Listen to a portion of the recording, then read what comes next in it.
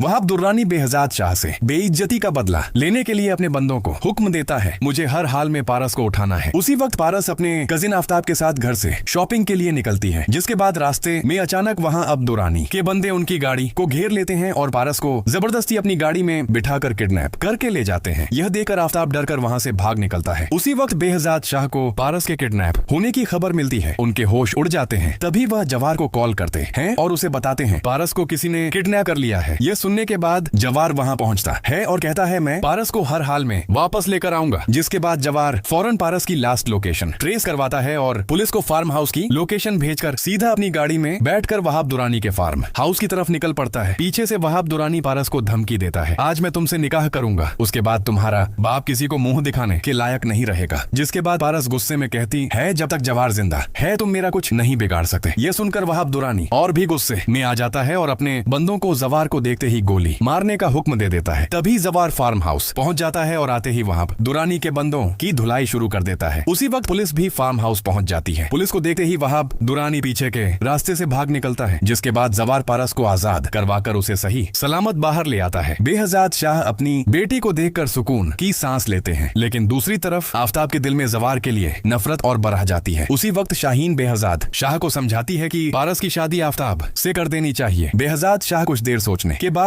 इस रिश्ते के लिए हाँ कर देते हैं। जिसके बाद शादी की तैयारियां शुरू हो जाती हैं। पारस दुल्हन के जोड़े में तैयार होकर निकाह के लिए आ जाती है। जवार भी खामोशी से वहां खड़ा सब कुछ देख रहा होता है। तभी मौलवी साहब निकाह की रस्में शुरू करते हैं। अचानक पारस को चक्कर आने लगते हैं और वह सबके सामने बेहोश होकर गिर जाती है। यह देखते ही सबके होश उड़ जाते हैं। उसी वक्त जवार पारस को संभालता है और बेहजाद शाह उसे फौरन हॉस्पिटल लेकर पहुंचते हैं। डॉक्टर पारस का चेकअप करने के बाद बताता है इन्होंने किसी बात का बहुत ज्यादा स्ट्रेस ले लिया है, फिलहाल इन्हें आराम की जरूरत है। तभी बेहजाद शाह पारस के पास आते हैं और उससे पूछते हैं, बेटा तुम इतनी परेशान क्यों हो? पारस आंसुओं के साथ उनका हाथ पकड़ लेती है और कहती है, पापा मैं आफ्ताब से निकाह नहीं कर सकती, मैं जवार से मोहब्बत करती हूँ। यह बात सुनकर बेहद शाह एकदम खामोश हो जाते हैं, जबकि बाहर खड़ा जवार भी यह सब सुनकर हैरान रह जाता है। लेकिन अब क्या बेहजाद शाह अपनी बेटी की खुशी के लिए आफ्ताब से निकाह रोक देंगे या फिर आफ्ताब पारस और जवार को हमेशा के लिए अलग करने के लिए कोई नया प्लान बनाएगा? आपको क्या लगता है? कमेंट करके जरूर बताएं।